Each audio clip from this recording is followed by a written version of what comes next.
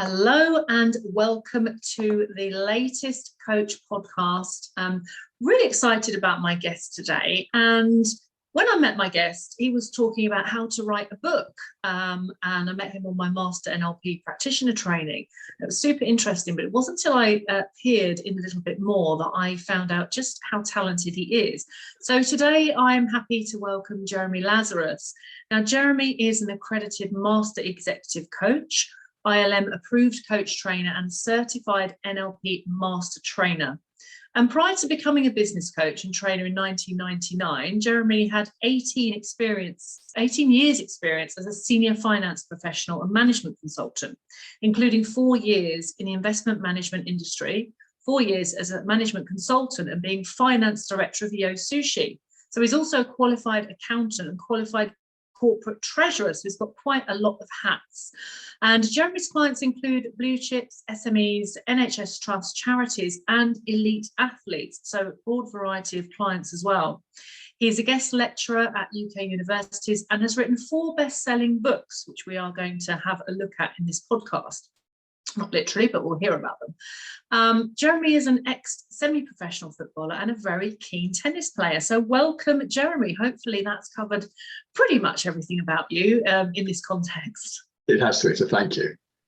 So it's really good to have you. And, you know, when we talk about NLP, we were just speaking off camera, weren't we, about how if you know, you know. So if you know what NLP is all about and you've done all your research and you are, in fact, maybe a practitioner, master practitioner, that's it. You're kind of in the NLP club. You speak the language, you've got the code, you know what it's all about. But I always find that for other people outside of that knowledge, it's a little bit like, what on earth is that? Or they might just instantly think of Tony Robbins, huge halls, lots of emotions and massive transformations. And of course, that can be it. But the reason I wanted to talk to you today is because you've brought NLP to so many different day-to-day environments through your business experience and also through sport. So I thought it might be a nice place to start at the beginning. Why not?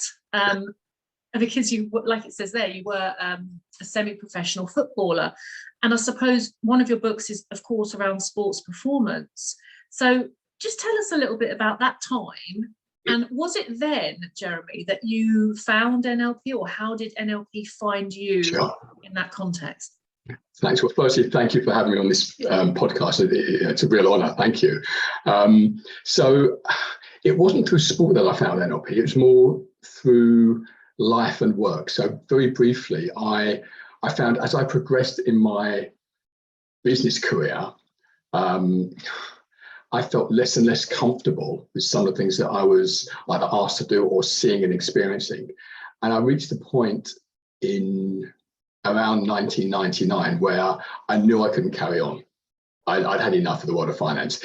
If I backtrack about 1.5 years previously, I started attending some personal development courses, and I found them massively fascinating and really beneficial.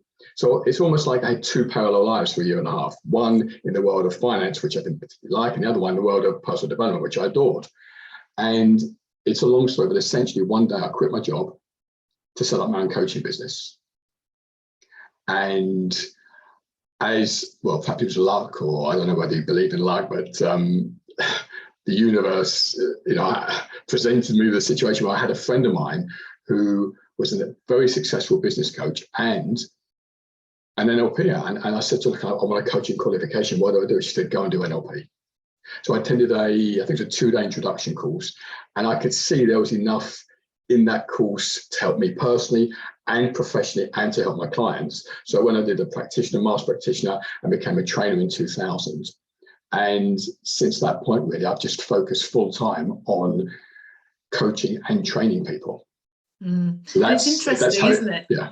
You kind of, I think once you put one foot in, that's it. You kind of on the journey to finding out a little bit about it. And it is actually quite life-changing. So can I just take you back to your finance days where you'd had enough? What had you had enough of, if you're able to say?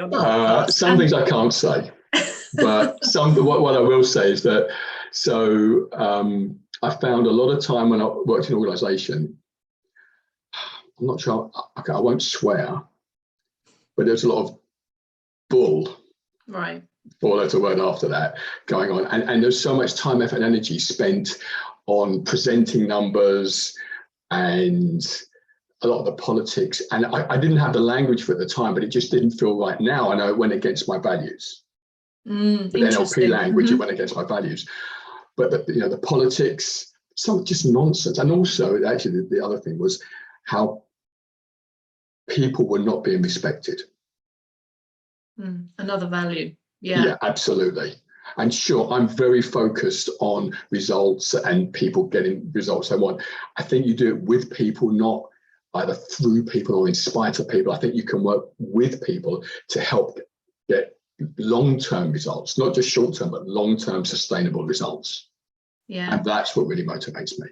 And I think it's interesting, isn't it? Because I'm sure people will resonate with that when they're either in a job or in an industry or an environment where they just think, this just doesn't gel with me. I'm just not feeling good. I mean, who hasn't woken up in the morning and thought, God, I don't want to go to work today, and then have to go through the red tape. No, you have to do it this way. But it doesn't really make sense. Yeah, but you have to do it this way. Yeah. I've been in that sort of corporate world as well. And the interesting thing there is that before you meet NLP, you just have a different kind of language. Like you wouldn't know, well, this doesn't really work with my value set. This isn't what I, hold dear. This isn't what I believe in. So you get frustrated. And I think people will, resonate with that because we have, like I say, all been there. So that's a point as well, I think, where it's important that people might reach out and think, well, do you know what? Maybe I need to look at this differently. I need something different. And sometimes things will come to you, and NLP sort of showed itself because you made that brave move going into business for yourself. And then it sounds like you got a little bit addicted to it, like we all do. Yeah, I wouldn't say addicted. I just love it. People say, are you going to retire? No. I will keep doing this until I'm literally not capable of doing it. I may not work as hard. I may take my foot off the pedal, but I will keep doing this as long as I can breathe, because I want to make a difference. And I think with NLP, it's like, I mean, I find it a little bit addictive. I can't not use it. And this is something to talk about. So let's actually talk about what it is and how it changes performance, perceptions, especially in these difficult situations, either whether it's in sport. Let's talk about sport performance a little bit, because that's something you really do know a lot about. Yeah. Let me define NLP, and then we can expand on that, because I'm aware that some people may not know what it is, or I may have a particular view of it, which may not be a broad view. And I've been in the game for over 20 years now. So a couple of ways to define it. One, literally neuro-linguistic programming. What does that mean? Well, it's how to use the language of your mind, that's the neuro-linguistic part, to change the programs, or I like to think of them as patterns of behavior. And everyone's got patterns of behavior. Many of them are going to be useful and some of them aren't. So NLP is a series of tools and techniques which helps people to achieve their outcomes, to have more of what they want and less of what they don't want. And I think there are three key benefits of NLP. The first benefit is that it improves communication. And whether that's communicating with other people or with ourselves. So of course we communicate with ourselves, we talk to ourselves, we have pictures in our mind and say things to ourselves, etc. So improving communication, and I'll talk about the benefits of that in a few moments. The second benefit is it can help people to change the way they think and respond to situations. Yeah, so that's a powerful one. It is, and that's what many people know of as the NLP techniques. Things like you're feeling confident before interviews, for example, or before sports events. And then the third benefit is replicating excellence. And I think there are two aspects of that. So one is, if someone is a brilliant golfer or a brilliant salesperson, how do they do that? What distinguishes someone who's brilliant from someone who's merely very good? What's the difference that makes a difference? So that's more of an advanced level of replicating excellence, but even for ourselves. So if, for example, someone feels very comfortable presenting to a group of 3 people, but when it comes to 30 people, they get really nervous. What are they doing with the 3 people? How are they thinking? What are they saying to themselves? What pictures do they have? How are they standing or sitting? Which if they replicated it with the 30, they'd feel confident the presentation would go effectively. So there's an element of self-replicating excellence, or replicating one's own excellence. Does that give you a flavour of Yeah, I mean, I think understand NLP is. it, but I like to hear it described in all the different ways as well, because again, we were talking about different approaches and different trainers and teachers, but that's a beautiful description of the essence of it. And really how we can change how we respond, I think for me is a huge part of it. Yeah, it is. Because knowing something and putting it into action, two different things, right? And of course that those beliefs around it, I mean, to be honest with you, when I first started training, I didn't really understand what a limiting belief was. And I remember, and I don't mind saying it now because whole learning curve, I remember sitting there and they're talking about limiting beliefs. I thought, this is great. I can help loads of people with all their limiting beliefs. And I was really enthusiastic and excited inside. And then we had to do this exercise where we had to think of limiting beliefs that we had, of course. And I remember sitting there thinking, I don't think I've got any. And I was really baffled because I hadn't looked at things in that way before, with that perception. And so you just start shifting slightly how you perceive yourself, listening to what you're saying inside your mind, because a lot of the time our self-talk, don't you agree, we're so used to it, we think it's normal. Yeah, that's a really good point. I think someone described to me as, does a fish realize it's in water? No, it doesn't until you take the fish out of the water. It's, oh my goodness, I was immortal all along. So I think that's brilliant. Beliefs are just, it's our best current thinking about a particular situation. I want to say best, I mean our most up to date or most current thinking. And it's only when we challenge our beliefs and that we start thinking differently. And of course, what we think of as, if I've got a belief, I'll call it the truth. But if you have a belief, I'll call it an opinion.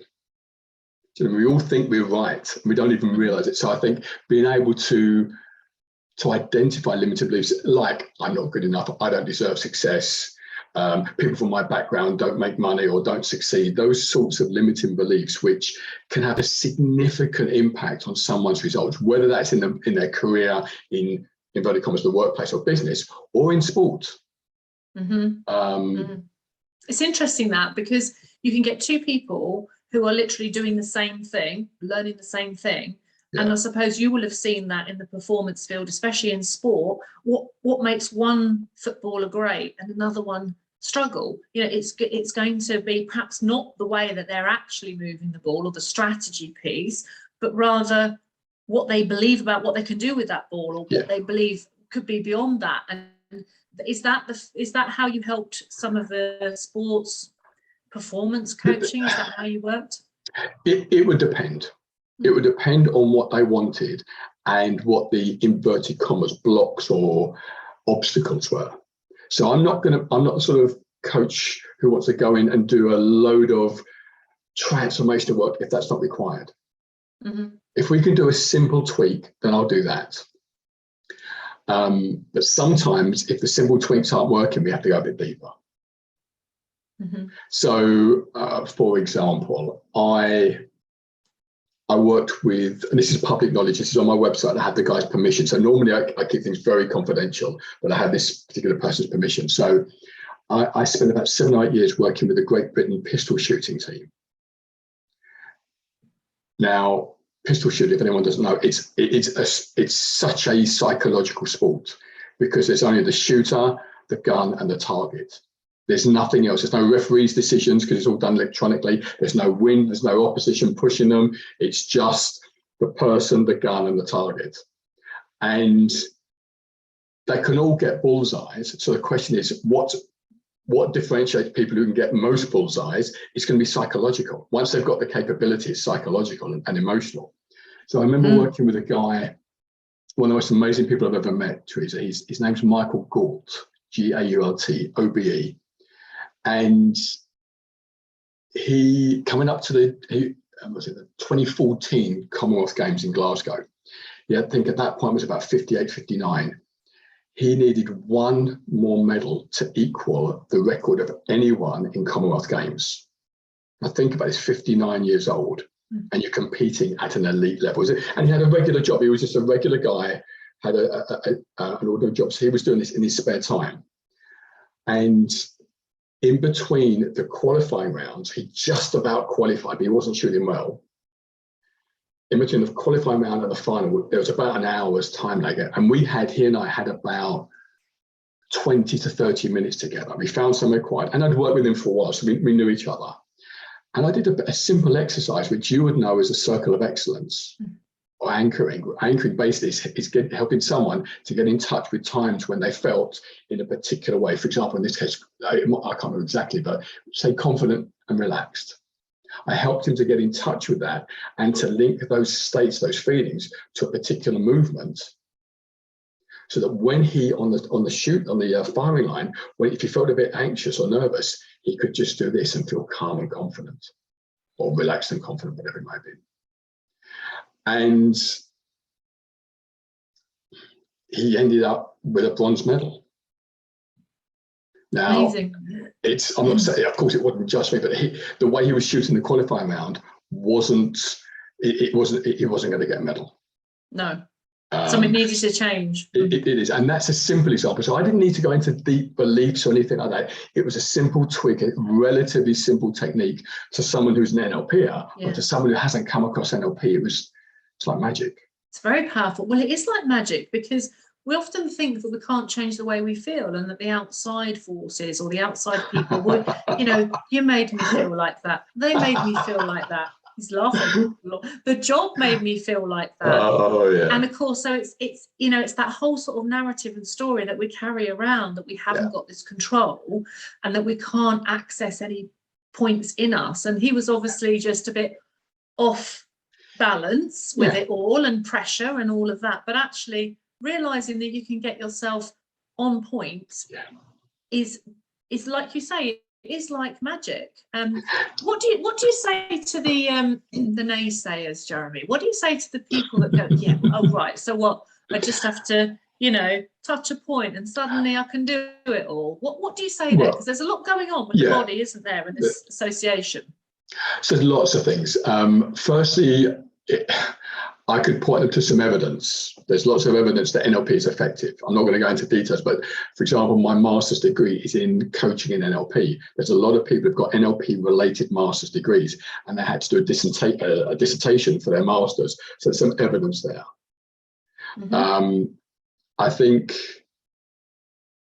using the particular example of someone said, we just touch your finger and you're going to be able to do anything. No, you're going to have the capability to do it. Mm-hmm. So Mick and all the shooter, absolutely. I mean, he won 17 Commonwealth Games medals for shooting. He had capability. It just, in that moment, he needed just that extra 0.5% tweak. Yeah. So that's what it was. Now, that worked with him. That particular approach may not have worked with someone else. With someone else, I may have needed a different approach. Mm. So it's interesting, the patterns, though, isn't it? I'm so always fascinated. Can you explain a little bit about, like, why, for instance, when I would do the circle, what happens in my mind and my state and my body? What is that reminder? Because we talk about anchors, but just to unpack it a little bit, what actually happens in that state change? So I'm not a neuroscientist, and I know there's a lot of neuroscience which backs this up. Essentially, people listening to music, they'll listen to the first bar or two of their favorite dance song, and the moment they hear it, they feel as though they want to get up and dance. Yes. It's a stimulus response, and it goes all the way back to Pavlov and Skinner and people like that. So we perceive a stimulus in one of our senses, either we see, hear, feel, taste, or smell, and that triggers us to feel in a certain way. So all we're doing with anchoring is, instead of saying, well, let's wait till the disc jockey plays our favorite song, let's take control or take ownership of our ability to respond, and let's create our own stimulus response mechanism, so that when we need it, we can activate it, rather than waiting for the DJ to play the song or to come on YouTube or whatever. Great description, and I'm sure that people could relate to that if they've not heard about anchoring before. And it just shows how important it is that everything that we're experiencing outside through our senses, that's of course what NLP is all about, how we're taking it in and how we're translating it, and then how we're churning it out and what we're making it mean. So if we change all of that programming part, incredible things can happen. It can, if I can just add something there, Teresa. Yeah, So please. another way sometimes I'll describe it is, even if you say to the naysayers, even if there's a naysayer about this particular technique, advertisers know about this. So all the jingles and the logos, I'm not going to mention any brands, but jingles and brands, they are stimuli that lead to a particular response. There are certain logos for certain restaurants, for example. Mm-hmm. The moment you see it, for some people, I don't eat burgers, but for some people, I may see a burger sign and of a particular burger chain. You're not talking about the golden arches, are you, Jeremy? Well, you mentioned it, but that's an example. People see it and think, oh, I'm hungry. Yeah. Well, advertisers, they know about this. So even if you don't, the naysayers, fine, but other people don't. And I think one of the benefits of NLP is it helps us to be more aware both of ourselves and of the way humans respond, so we can be more, if you like, resilient, and to recognize when politicians, advertisers, salespeople are using inappropriate techniques to manipulate us. Yes, and that's very important point, and something that close to my heart is like ethical use of any of the tools we have, any of the knowledge we have, because as they say, a little knowledge is dangerous, or can be, if it's in the wrong hands. And of course, when you're dealing with, you're coaching different kinds of clients, any kinds of clients, there's a vulnerability there, there's an openness, and there's a trust, which I think is very important to honor. And so, of course, most people will feel, and this is interesting, most people will feel when something is a bit off, like that ultra pushy salesman that's just a bit too nice, or, how something feels like, I don't know, just something was a little bit off. That's NLP, isn't it? Because that's sensing someone else's intention, energy. Maybe you can't put it into words, but you just know. And that's really important, that ethical behavior in NLP, because it is powerful, actually. It is. And what I do want to say is that there are some, in my opinion, in my experience, unethical users of NLP, and I think it gets the field a bad name. So I know NLP does have a bad reputation in certain fields, and what I say is NLP doesn't work, but quality NLP does. And quality NLP includes people being ethical and having an appropriate intention, as opposed to manipulating. Exactly, because then they're just obviously after their own gains rather than the person that you're trying to help. Exactly. So let's move on a little bit from sports onto CEOs and workplace, because actually there's different language there. But again, we talked about intention, to be able to improve performance. What do you find is needed in that world? So when you come to the level of the CEOs and the leaders, where is NLP really finding a space with them, and how? I think there's several ways. And what I do want to say is that it's interesting that there's such a crossover between sport and business. I've done lectures to athletes who wanted to get into the workplace and couldn't see how they could do it. And I've done talks to business people about the mindset for success in sport. So there is a crossover. Answering your question specifically, so some examples of how NLP can be used in the world of work and leadership. But there's various techniques. Goal setting, being totally clear on where you want to get to. There's a technique in NLP called perceptual positions, which is putting yourself in the shoes of other people, the other relevant parties, other stakeholders, to fully consider the impact on other people. For example, shareholders, investors, staff, customers, suppliers, etc. Other uses for an individual leader would be helping him or her to become even more congruent. And when I use the word congruent, it's a bit of NLP jargon. It means to walk their talk. To have very clear mission and vision and purpose, and that aligns with their own sense of self and their beliefs and values and their own capabilities. Because again, I suppose talk about congruence and alignment. If you're a leader, the people around you, they need to feel that. Absolutely. If you don't feel that, and I'm not mentioning any leaders, but if we don't feel that, congruence sometimes, then we fall off, do we not? And we're like, well, I'm not listening to you anymore. I'm not going to do what you say, and I don't trust you. And so therefore you have a breakdown. So you can see in the communications, you can see how that's super important. And of course it all maps over, doesn't it, as well? Because I personally love, one of my favorite parts of NLP is perceptual positions. Because you can really do it on your own and you can answer some of your problems and take an insight on yourself. And I think that's also one of the trickiest things to do, isn't it? So it's to take that insight, that view on yourself, so that you can do a bit of mirroring and see, okay, I can see what's going on there with me. So just to be clear, the perceptual positions, for people who haven't come across it, there's three main positions. The position one is, if it makes sense, my perspective. Position two, if I'm looking to sell, for example, position one is my perspective. Position two is my prospective clients. And position three is a neutral observer. And to be able to put ourselves in each of those three positions can be really helpful, because we can gain greater insight. And for some people, it is easy to take in all three positions. And other people, particularly where there's a lot of emotions involved or a lot at stake, sometimes it's helpful to have a third party, like a coach, for example, someone else outside of you to actually help you, guide you through that process and ask you the challenging questions. Yeah, for sure. Just going back to belief, sometimes, we mentioned earlier, sometimes we'll say things which, because we're so used to thinking it, it just becomes natural and we won't challenge ourselves. Whereas to someone else hearing it, they may challenge you.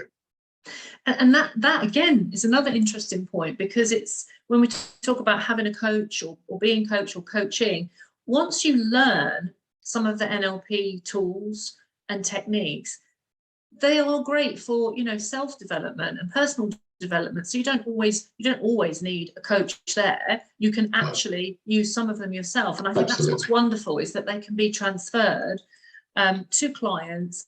And they're like, oh, I thought about this and I thought about what I was saying and I caught myself. And then I reframed it and I said it this way and it felt better and blah, blah, blah. And so, you're not even there. So it's really something that is, it's no good having self-development if you can't then do it by yourself. And you always need that facilitation, because then you're a bit dependent, aren't you, on another person? But I love that about NLP, is that once you get going with it, you can really apply it to yourself and use it in your daily life, in your relationships, your friendships.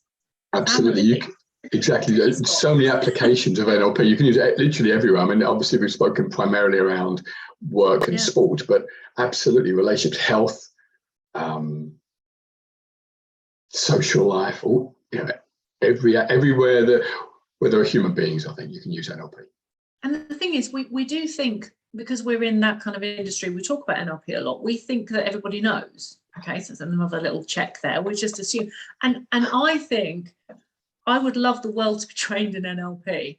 Everyone. Imagine if all the teachers, imagine if all the health workers, imagine if all the lawyers, maybe not lawyers, imagine everybody being able to have that self-development tool. Just imagine what a better, more interesting place the world would be with better relationships. Does that sound really corny? It perhaps does. No, listen, I'm one of the things one of my legacies, I want it to be that I want to make NLP available to every single parent and every single teacher. Yeah, totally. So somewhere before I die, I'm going to have a website which will have a whole load of free resources and it'll be hopefully translated into different languages, completely free of charge, that parents can go, and it's not just to NLP, but people as child psychologists, so that people can understand the impact of their communication on child or on children, on their child. I think people say parenting doesn't come with a manual. And I get that. And I'm sure it's the toughest job on the planet. And I think parents and teachers would benefit if they knew some NLP techniques. Oh, I couldn't support that more, to be honest, personally speaking. As a mum, since I've learned NLP, it has been a game changer in terms of how I can raise my daughter, how I can help her to see. But I tell you what also has been quite frightening is seeing her come home from school loading up with limiting beliefs. And I'm like, wow, that's being input and programmed. Yeah. Okay. And of course, once your children have gone to school, it's like you're kind of handing them over a little bit there. My daughter's 14 now.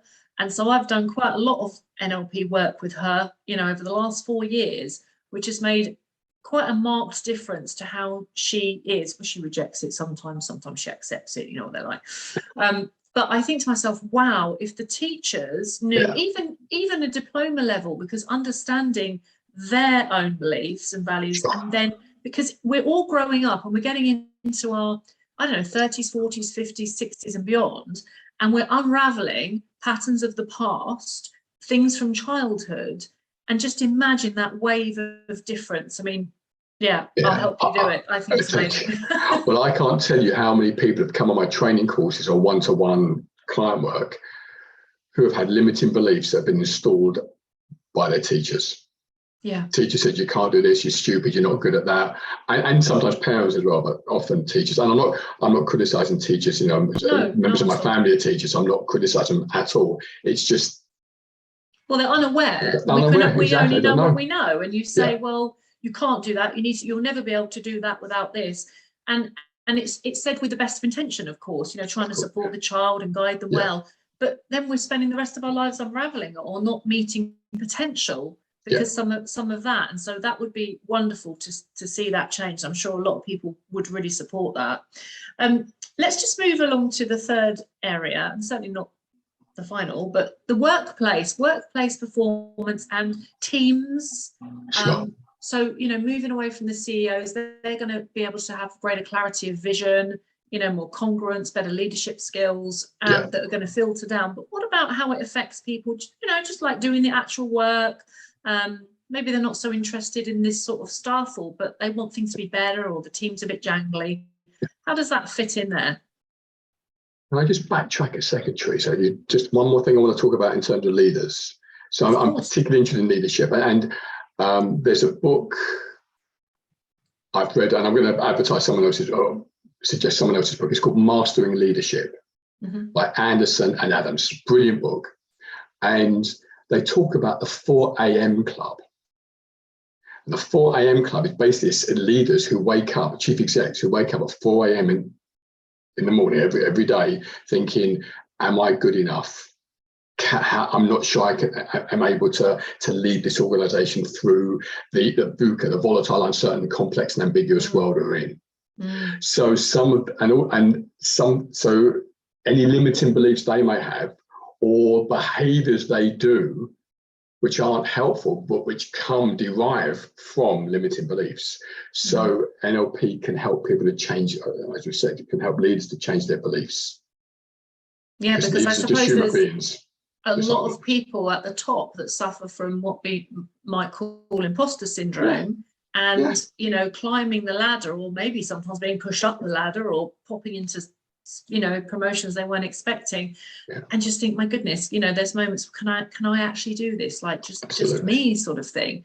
And so it's that self-belief, isn't it? And like you say, the power of those tiny tweaks can be phenomenal. And I think, why wouldn't you be interested in that?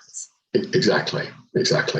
So, and we could talk a lot more about leadership, but let me come back to the point you just made about the workplace generally. So I think for individuals, let's take individuals, and I'll talk about teams in a few moments. So individuals, things like being clear on their values, what's important to them, what motivates them, is going to help them in their career. Also, it can, in the workplace, it can teach people how to sell, how to manage effectively, how to, you know, improve the negotiation, improve if they're training in the organization. In fact, can I promote one of my books? Please, yes. So this book here, NLP for Business Success, has got, I made a list of 16 different areas where NLP can be useful in the workplace. I don't propose to go through all of them now, but it's just, unless you want me to, but I've given a few. Certainly, on an individual level, to help them make career choices if they're going for interviews. Many people feel nervous before going for an interview or before doing a presentation. And normally, not always, but often, as people progress in an organization, they're asked to do more and more presentations, or they're more likely to be asked to do presentations to larger groups the higher up they go in an organization. I think that's a fairly accepted statement. So to help someone to feel confident and or calm and or relaxed and or focused before and during a presentation is going to help them. So again, that comes back to anchoring, setting goals, seeing other perspectives, dealing with conflicts and misunderstandings through perceptual positions, which they're bound to occur in the workplace. Big one, isn't it? Because most people, what they say, they don't leave a job, they leave a manager. Exactly. It's not, people say, I love my job, but I just can't take this anymore. It's because there's going to be some poor management, really, I would imagine. So this is great. And then you start to see, well, this could be great for everybody, great on every level. Yes. And I think that's what's exciting about it. But if you can change people at that sort of like culture point as well through NLP, I think that's super, super powerful, because then you get such a, I don't know, just a great energy of people actually trying to understand each other rather than fighting against each other. And I've been in those environments where everybody's just got their own agenda. Well, I think this and you think that and they think that. Well, what we're going to do now? And then eventually someone will take an executive decision and then we'll all have to do it. And I'm not saying there shouldn't be that leadership, of course, but I think a lot of people in the workplace just feel frustrated. They're not heard. They're not understood. They don't understand what other people mean, what the managers mean. The communication, isn't it? The communication. It's a big word, but it's everything.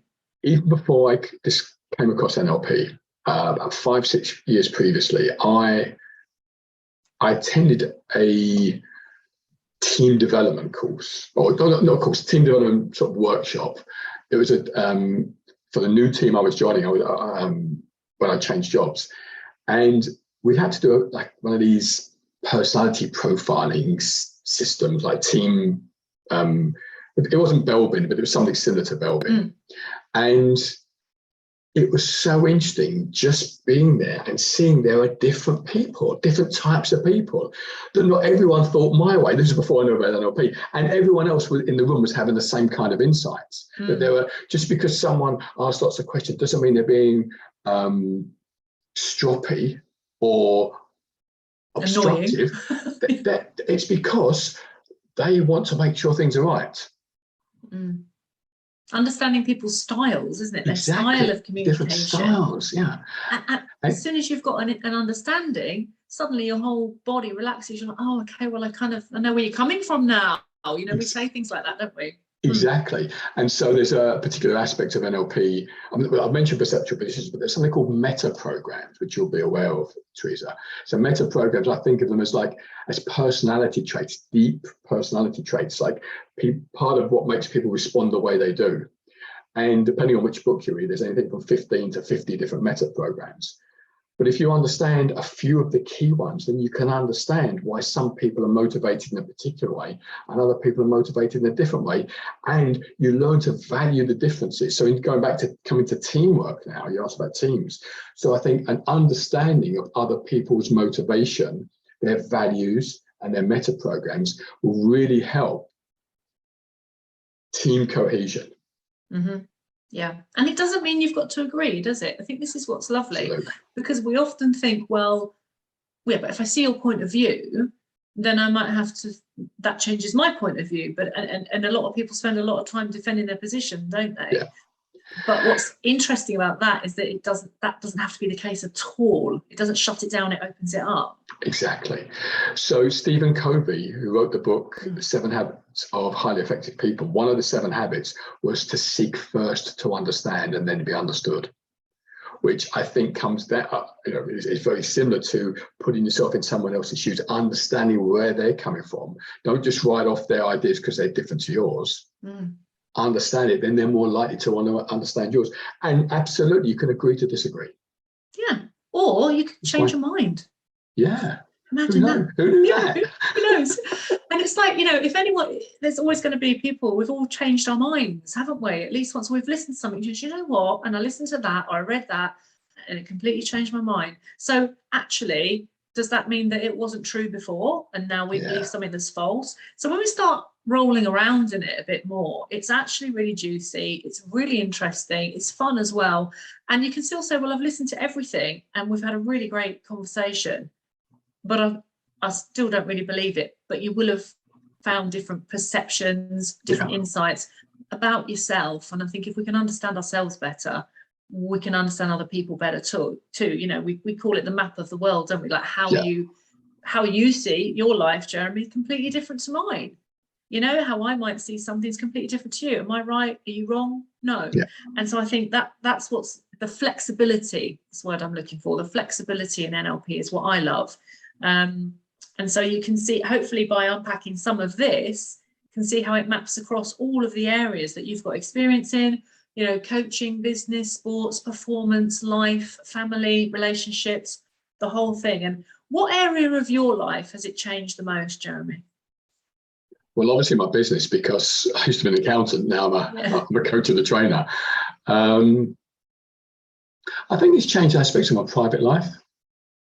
I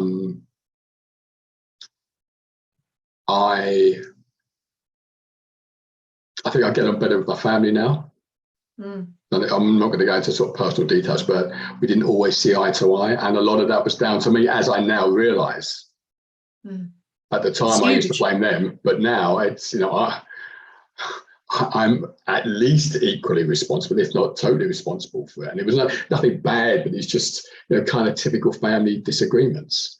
So I think it's helped me, certainly my family relationships. And generally, I think to be more at peace with myself. I think I was always striving when I was an accountant, and I knew that it wasn't right for me, but I just didn't know what else to do. And I knew that there was more within inside me, but I didn't know how to access it. Yes. And I think NLP, amongst other things, but certainly NLP has helped me to do that. Yeah. And that's so interesting. Thank you for sharing. Because I think a lot of people, and myself included, can resonate with the family blips, you know. And of course, you grow up in these certain channels where, well, you're like this and I'm like that, and this is how it is, or we sort of rub along or don't rub along. Very much have that approach of like, well, it's always been like that. But you said something there that's very interesting. And if you take responsibility, or if you take radical responsibility, say, well, what if all of this is down to me? Well, what then? What would you do? You know, what if it was? And I find that change work that we do within ourselves, it maps over and it rubs off onto other people. It's like magic. You don't have to have conversations with them. You don't have to tell them about it, or, you know, ram it all down their throats what they're doing, what we're doing. But it just starts to have an effect, doesn't it? Yeah. Relationships, you know, business, life, sport, it's all the same thing. So I'm really hoping that this has unpacked a little bit and maybe whetted the appetite. If any of you listening haven't heard of NLP, this is a coaching podcast, so most of you will have done, but there's lots of coaches out there that haven't added NLP to their toolkit yet. I think that's a really important thing to consider. It's certainly worth looking at, especially if you've listened to all of this.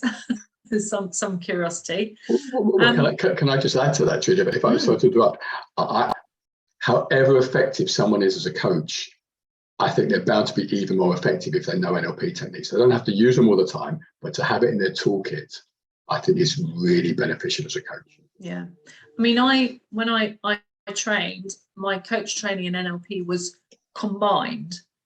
So I couldn't actually separate it. Actually, if someone said, well, could you just not use any NLP at all? And could you just coach me? Because that's all I want. I don't want the NLP stuff. I'd be like, okay.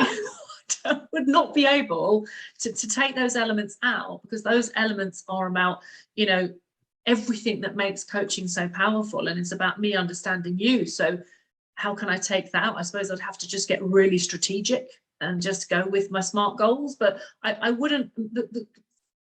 Nobody's ever said that. It'd be a weird thing to ask, but you know what I mean. It's intrinsic. It's part of it. You know, when I teach accredited coach training courses, and I separate NLP into two aspects. There's the tools of NLP, and there are the techniques. So the techniques, like anchoring, for example, perceptual positions. Fine, we could perhaps not do those. But tools such as building rapport, sensory acuity, observational skills, the language patterns. How can we not use language patterns when we coach? We have to speak, right? We have to listen. So if you know I could take that client. Sorry? I don't think I could take that client. It wouldn't be a good fit. But it's very interesting. And so yeah, it's only going to deepen the toolkit, isn't it? It's only going to deepen who we are as humans, really understanding each other. And if we can all rub along better, then what's wrong with that? So you had another couple of books. Let's just see your books. Let's find out, because we looked at the business one, but there's the sports one as well, isn't there? So yes, this is ahead of the game. Yes, this is the first book I wrote. This is basically how to use NLP and in sport, and it's not just NLP. There are other non-NLP aspects within this book, and it's for people, all with athletes and coaches of all sports, all levels. Yeah, great. And then a more general book is Successful NLP. Yeah. So this book, it sold about 20,000 copies. This was #1 in Amazon's NLP books pretty much every day for about 2 years. It is a great cover, and it does what it says. I love that. Successful NLP for the results you want. Yeah, and it really is. It says everything. So those are the main books. I've also written. This is the hardest book I had to write. It's only 12,000 words. It's like a little workbook. You can write in it. So if people just want to sort of dip their toe, this would be the book to buy. But if they want to go deeper with general NLP, successful NLP, if they want the business, it's successful. NLP for business success. If they want the sport, it's ahead of the game. Yeah, so it's such a flexible application, really, isn't it? And you mentioned that you are a coach trainer as well. How can people find a bit more out about you and what's on offer? Sure. Well, when I was a kid, I didn't like having an unusual name. But actually in my business, having an unusual name is quite useful. So if people Google Jeremy Lazarus, NLP London, they're going to come to my website, which is thelazarus.com. So it's www.thelazarus.com. But if they Google my name, they'll get to it. And it explains the different coach accreditation courses, which there's the ILM, there's the Institute of Leadership and Management, and the Association for Coaching. And I'm looking for 1 or 2 others as well, but certainly those 3 at the moment. Plus fully accredited NLP courses, and they're recognised as part of at the moment they're recognised as part of a master's degree in neuro coaching. So it's one of the very few NLP courses that are recognised for postgrad qualifications. So that's the best place to find out what I do. Plus the leadership coaching, I do a leadership assessment and leadership coaching. Okay. So there's plenty there to get your teeth stuck into, and even if you just Googled Lazarus, I think you'd probably find Jeremy. So. Well, there might be a couple of biblical references, perhaps, but it's quite a memorable name anyway. So hopefully, go and have a read around, see what you think. And thank you for joining me today, Jeremy. Thank you for sort of a bit of a fly on the wall podcast. It's really, I like people to sort of listen in and pick out the bits that they want without it all being too heavy. And I think that's probably explained how NLP can be just so transferable as a skill, in our industry and through others as well. So thanks for your time, and make sure that you tune in to the next podcast as well, everybody that's listening, and you can see the latest podcasts listed. You can listen to them on coach-magazine.com, submit an article, download our guide, and perhaps come to our new networking, which of course I've just launched, which is all about connecting coaches with coaches and mentors and all the people who sail in the industry.